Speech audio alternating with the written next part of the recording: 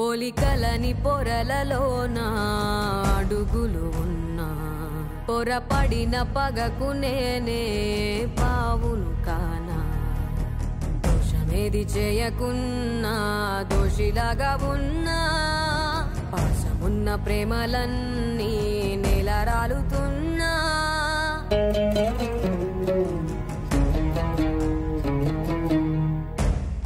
అమ్మా ఇదిగోండి హుండీలో దాచుకున్న డబ్బులున్నాయి లెక్క పెట్టడానికి కొంచెం టైం పట్టొచ్చు ముందైతే మీరు ఆపరేషన్ మొదలు పెట్టండి సార్ అవేమి ఇవ్వకండి బిల్ కట్టేశారు బిల్ కట్టేశారా అవును సార్ 5 లక్షలు అవునండి అక్కడ కూర్చున్నారే ఆమె బిల్ పే చేశారు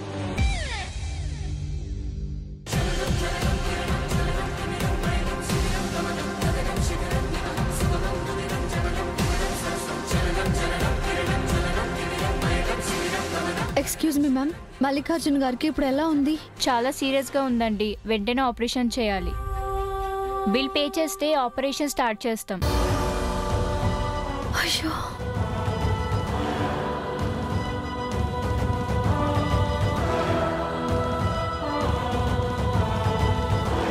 ఇది తీసుకోండి వెంటనే ఆపరేషన్ మొదలు పెట్టండి ఇలా గోల్డ్ ఇస్తే తీసుకో మేడం దయచేసి అర్థం చేసుకోండి ఇప్పటికిప్పుడు డబ్బులంటే చాలా కష్టం అక్కడ మావయ్య పరిస్థితి సీరియస్ గా ఉంది అని చెప్పారు కదా అమ్ముకుంటారో తాకట్టు పెట్టుకుంటారో మీ ఇష్టం ఖచ్చితంగా 5-6 లక్షలు వస్తాయి కానీ మేడం మా రూల్స్ ఇంకేం చెప్పకండి తీసుకోండి పేషెంట్ ప్రాణాలు ముఖ్యమని మీకు కూడా తెలుసు కదా ప్లీజ్ అండి ఆపరేషన్ స్టార్ట్ చేయండి ప్లీజ్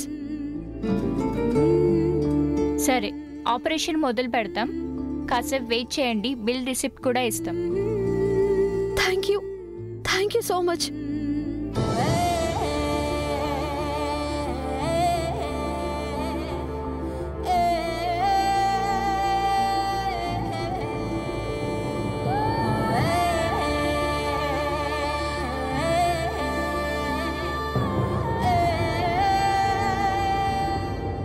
ఏంటి బావా అలా చూస్తున్నావు అల్లరి శివ ఎంత మంచిదా అనిపిస్తుంది ఏమాత్రం దానికైనా ఇదైనా ఎవరు చేస్తారో నేను త్యాగం చేసే గొప్ప దానిలా కనిపిస్తున్నానా బావా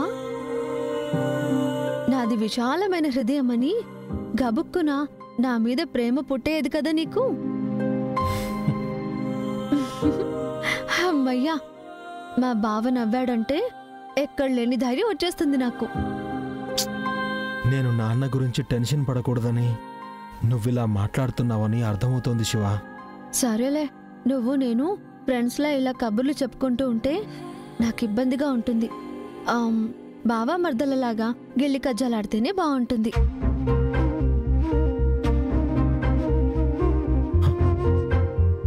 నాన్నకేం కాదు కదా శివ అరే నువ్వు మావయ్య గురించి ఆలోచించుకు నాతో గొడవ పడు ముందు నీకు రిలీఫ్గా ఉంటుంది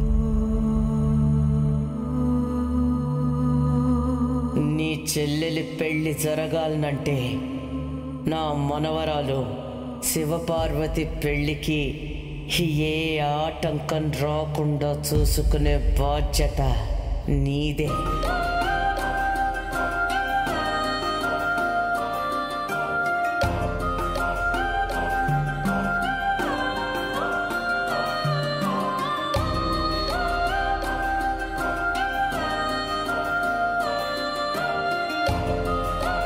శివ తెలుసో తెలియకో నేను బాధ పెట్టుంటాను నన్ను క్షమించు అదేంటి బావా థ్యాంక్స్ చెప్తావనుకుంటే సారీ చెప్తున్నావు ఎందుకు తెలీదు తెలుసు కానీ చెప్పడానికి నీకు మనసు రావట్లేదు చూడు బావా నువ్వు సావిత్రి అత్తయ్య కొడుకువి ఏం చేసినా మంచే చేస్తారు మీరు మొదట్లో కష్టంగా అనిపించినా చివరికి మీరు చేసే పనుల వల్ల మంచే జరుగుతుంది ఇది నిజం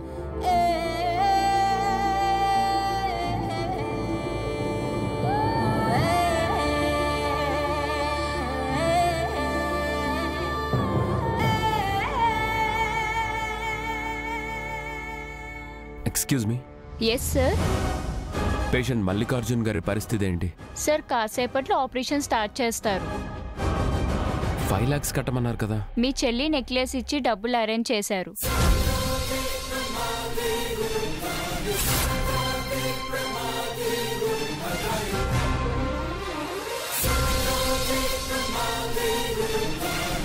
డాక్టర్, పేషెంట్కు వెంటనే బి పాజిటివ్ బ్లడ్ ఎక్కించాలి.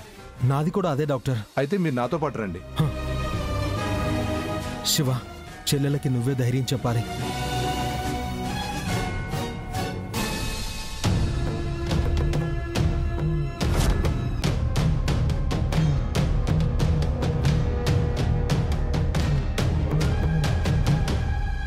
దేవా చెప్పు, మల్లిగాడు పోయినాడా? ఆపరేషన్ జరగకపోతే పోయేవాడు నాన్న. డబ్బులు ఇయ్యకుంటే ఆపరేషన్ చెయ్యరు కదేవా. మీ తమ్ముడు కూతురు శివపార్వతి తన మెడలో ఉన్న నెక్లెస్ ఇచ్చి గంగ వాళ్ళ నాన్నని బతికించాలని డిసైడ్ అయింది.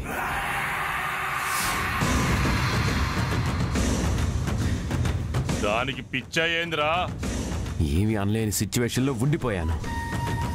మళ్ళీ మామ బతికితే మాత్రం నీ కొడుకు చావటం ఖాయం. ఆ గంగ వదిలిపెట్టడు. అట్ట ఎట్ట జరగనిస్తాను. ఆడికొత్త వచ్చి ఏం చెయ్యాలో అది చేస్తాను.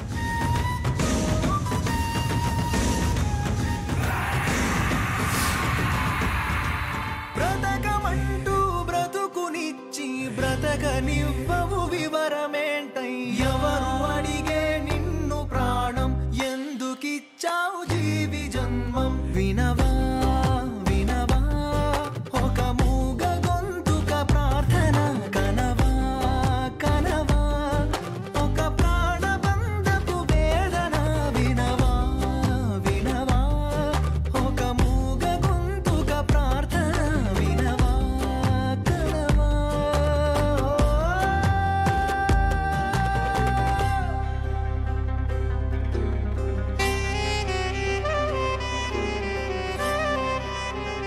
నాన్న, నీ రక్తం పంచుకొని పుట్టాను. ఇప్పుడు నీ రక్తమే నీకు తిరిగిస్తూ నీ రుణం తీర్చుకునే ప్రయత్నం చేస్తున్నాను. నువ్వు బ్రతకాలి నాన్న. అమ్మ సుమంగలిగానే వెళ్ళాలన్న తన కోరికని ఇలాగైనా ఇప్పుడైనా నువ్వు తీర్చాలి నాన్న. చూడు కథలో మలుపే తీసే మరణపు తలుపే, కాలమే రాసిన విద్రోహ విష కథనం. నిన్న నవ్విన నవ్వుల వెనుక ఇంత దుఃఖముందా నయ వంచక? కంటి రప్పించున ఏడు సంద్రాలనే ఉంచి పొంకించొద్దు అటనే. ఎందుకీ శోకము అసలెందుకీ శాపము? ప్రాణాలతో చెలగాటము చూపిక జాలి గుణము. వినవా వినవా ఒక మూగ గొంతుక ప్రార్థన కనవా కనవా ఒక ప్రాణబంధపు వేదన. వినవా వినవా ఒక మూగ గొంతుక ప్రార్థన వినవా కనవా.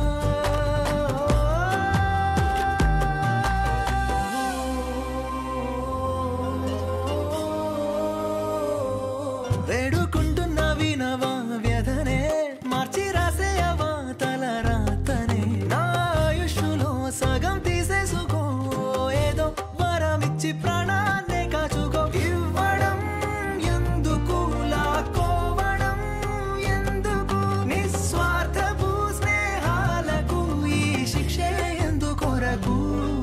వినవా వినవా ఒక మూగ గొంతుక ప్రార్థన కనవా కనవా.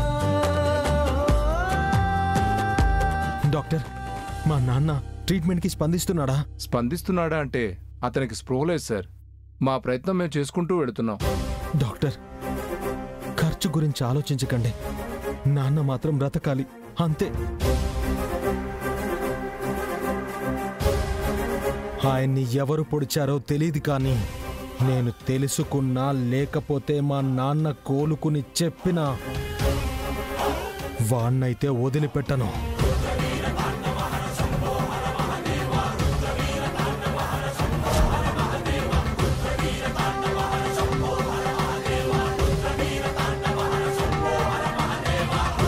Control your self mister.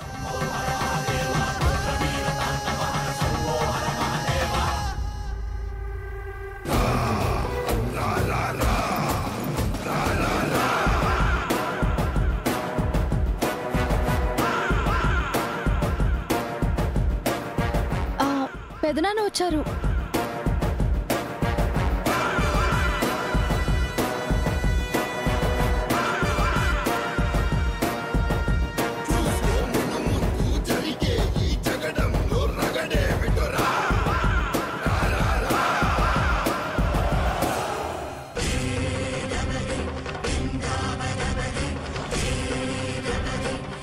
ఫుల్లుగా తాగి ఏ బస్సుకో లారీకో గుద్దుకున్నాడంటే అర్థం ఉంది.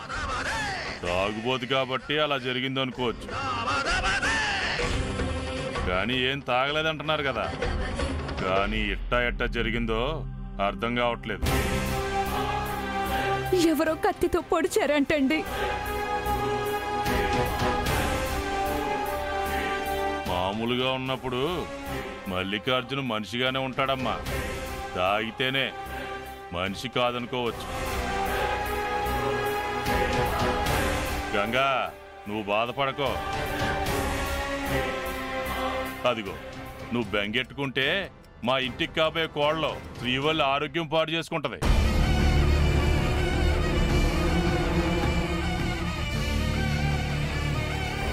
నా కొడుకు చూడు, వెనక నుంచి ఎవడో వాడినే పొడిచినట్టు మొహం ఎట్టా పెట్టుకున్నాడో.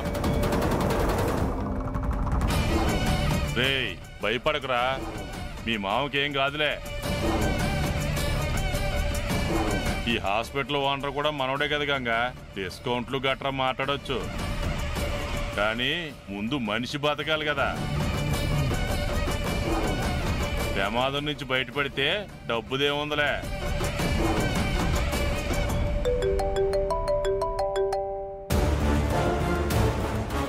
చెప్పరా. నేను హాస్పిటల్ కాడికి వచ్చినాను. సావిత్రమ్మ మొగుడు మల్లికార్జున ఉన్నాడు కదా, ఎవరో పొడిచినాడంట. చావు బతుకుల్లో ఉన్నాడు. ఏంటో, ఎప్పుడు తాగినప్పుడు ఎలాంటి ఆపద రాలేదు.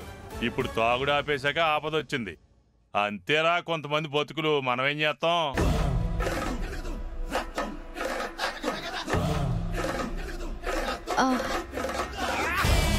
బావా, పెదనాన్న మాట తీరే అంతా.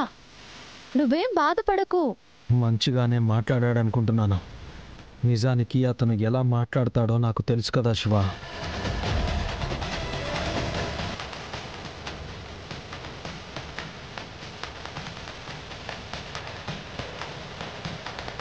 ఇక్కడ అందరూ ఉన్నానని అట్లా మాట్లాడినాను, కానీ ఇదేం చెప్తా సరిగ్గా ఇను.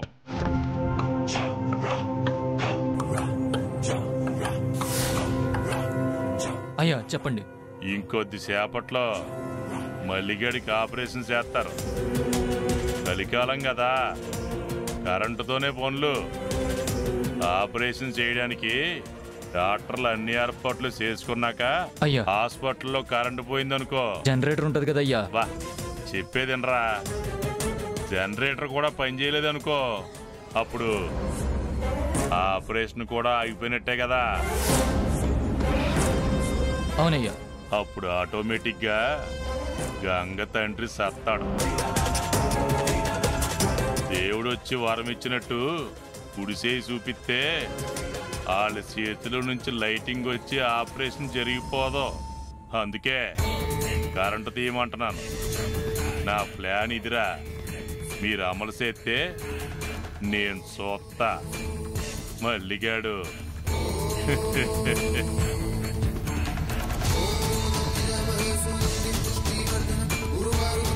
అలాగేనయ్యా. అప్పుడెప్పుడో ఆటో శంకర్ గారి అడ్రస్ లేకుండా పోయినట్టు ఇప్పుడు అట్ట జరగకూడదు. కళ్ళ ముందే మల్లిగాడి సావాలా. గంగ అప్పగాడు సచ్చినాడనేసి గుండెల మీద గుద్దుకుంటూ ఏడవాలా. అర్థమైందా? అలాగే అయ్యా, అర్థమైందయ్యా.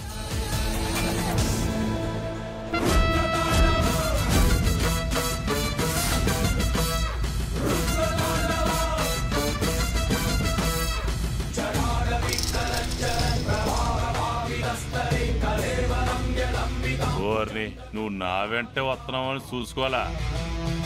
పర్లేదు, నువ్వు ఏం మాట్లాడావో ఎవరితో మాట్లాడావో నేను వినలేదు. అట్లాంటి బుద్ధులు నీకు లేవనుకో.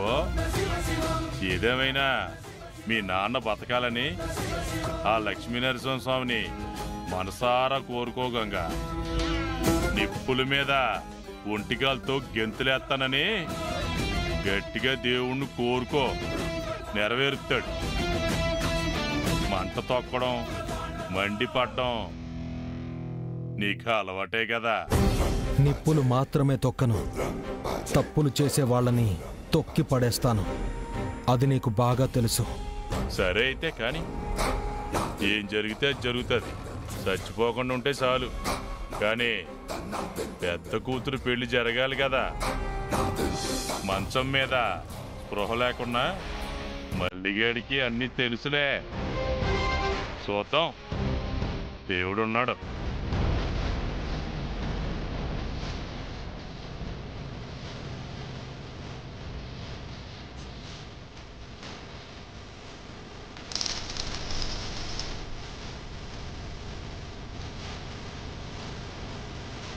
శంకర్ మామ, నిన్నెక్కడ ఈ రాక్షసుడు చూస్తాడోనని కంగారు పడ్డాను. నువ్వు బ్రతికే ఉన్న సంగతి వీళ్ళకి తెలిస్తే నిన్ను బ్రతకనివ్వరు.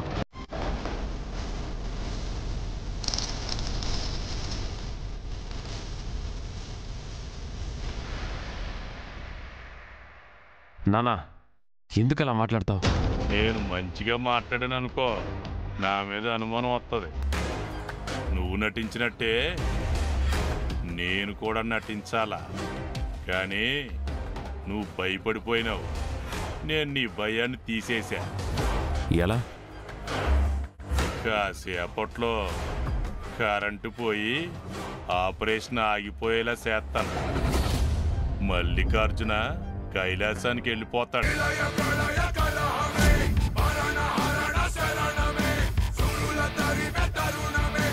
నీ ప్లాన్తో ఎలా చేస్తావో చేయి నాన్న.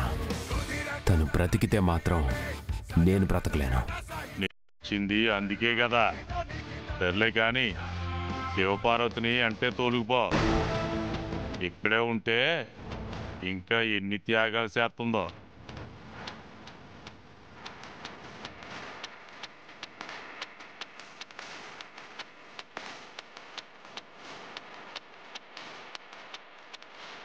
శివ, మనం ఇంటికి వెళ్దాం. అన్నయ్య ఇక్కడ. పర్వాలేదులే అమ్మా, గంగ చెల్లెళ్ళు ఎలాగో నలుగురు ఉన్నారు.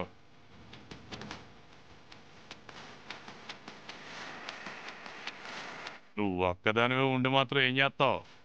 అవతల అబ్బాయి వాళ్ళు ఎదురు చూస్తూనే ఉన్నారు. కొంత అయిపోయినా తతంగం ముగియాలి కదా. వాళ్ళకి వీడుకోలు చెప్తూ గాని దేవా వెంటెళ్ళు.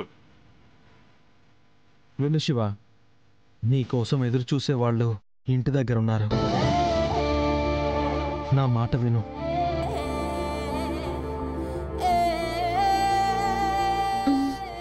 సరే.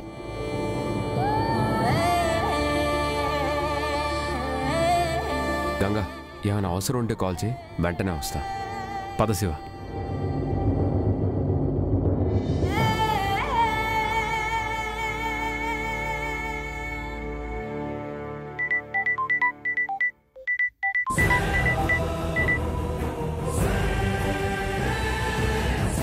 హలో, ఒకసారి రండి. ఒకసారి ఇలా రండి. షణ్ముఖం గారు ఇంకా హాస్పిటల్లోనే ఉన్నారా? అప్పుడే వెళ్ళిపోమని చెప్పాం కదా. ఎందుకు నా వైపు చూసి సైగలు చేస్తున్నారు? తను నాకేదో చెప్పాలని ప్రయత్నిస్తున్నట్టున్నాడు. ఏదో ముఖ్యమైన విషయమే అయి ఉంటుంది. అదంతా నేను చూసుకుంటాను. ఆ కేసు ఇన్వెస్టిగేషన్ అంతా చూసుకుంటాను.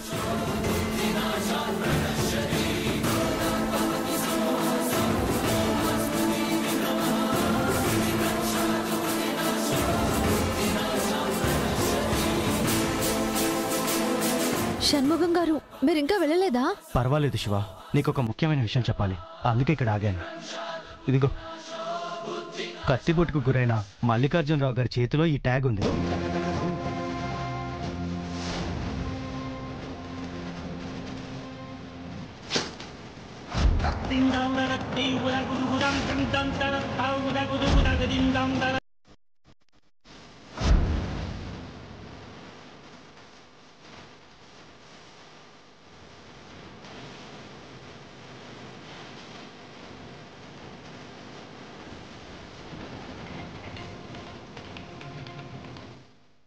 లంకా దేవరాజు ఇది మా అన్నయ్యదే.